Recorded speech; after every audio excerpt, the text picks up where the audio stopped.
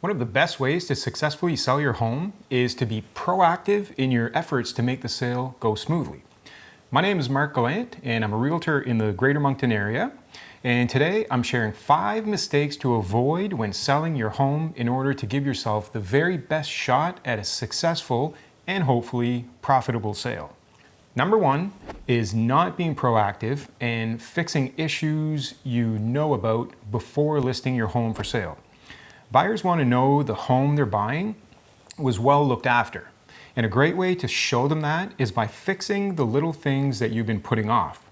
When potential buyers come to see your house and notice little things that could give them the perception that the house was not well looked after, it might turn them off completely. And the same can be said with a home inspection.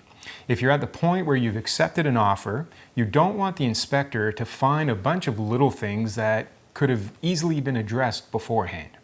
And just to be clear, I'm in no way talking about hiding things.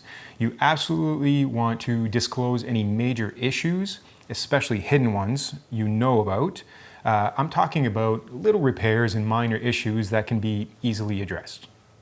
Number 2, trying to time the market. This is a common question. When is the best time to sell? And while yes, we do experience some seasonality in real estate, the best time to sell is when it makes sense for you. For example, there's no question that things ramp up in our area in the spring. So your thought might be to hold off until then. But while there are more buyers out there, there are also more sellers, which means more competition. Selling during a slower time of year can mean less competition, which could result in a quick and smooth sale. Mistake number 3, not having your home show ready. What does that mean? Well, I could probably do a separate video on this topic alone, but when you're selling your home, it should be clutter-free and depersonalized. That means taking things down like family photos and university degrees, putting away collectibles, and removing as much personalized decor as possible. This is important enough that if you have to, you should really consider renting a storage space to remove all those items from your house. Buyers are not buying your stuff, they're buying the space. So when they're visiting your home, you want to remove as many distractions as possible that could take away from that space. Homes that show best and are most appealing to buyers are homes that are furnished but with very minimal other stuff other than tasteful decor. At number 4, working with the wrong agent. Not every agent and seller will be a good fit, and not all personalities click. So you should take some time and think about what qualities you want in an agent. Do you want daily updates, or do you only want to hear from your agent when there's an offer? Do you want someone high energy and aggressive, or someone more laid back and methodical? As agents, we like to say we take the stress out of the process, and while we try to take the bulk of it away, selling your home will still very much be a team effort. So you need to work with someone who has the qualities that you want and get you to your end goal with the least amount of stress possible. And finally, number 5, and possibly the biggest mistake you want to avoid, is overpricing. We all want as much as we can get out of the sale of our home, but at the end of the day, it's worth what someone will pay for it. And the market will usually tell us what that is.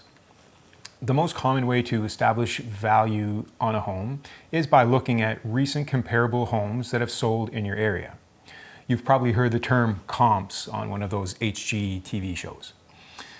It's not an exact science, since most homes have their differences in one way or another, but it's a good place to start. If you have a 1,200 square foot, 3-bedroom bungalow on an average size city lot, and you'd like to get $400,000 for it, when 5 others in the area all sold for $350,000 or less in the last few months, unless your home really stands out over those 5 with tons of extra features, it's not realistic to expect to find a buyer who will be willing to pay that. And along those same lines, pricing on the high side to leave room for negotiation is likely not the best approach either. The best approach is to price it correctly.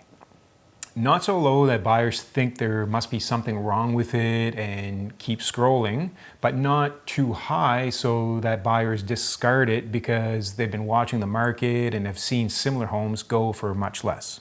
Your home will never get more exposure to buyers than in the first few days it's listed. So the best way to create as much interest as possible is to price it correctly right from the get-go. So there are 5 mistakes to avoid when selling your home. Hopefully you found this video helpful. If you did, feel free to like it, share it, and all that good stuff. And if you have any real estate related questions, I'm always happy to chat, so feel free to reach out. Once again, my name is Marc Gallant, and I'm a realtor in the Greater Moncton area. Thanks for watching, and I'll see you in the next one.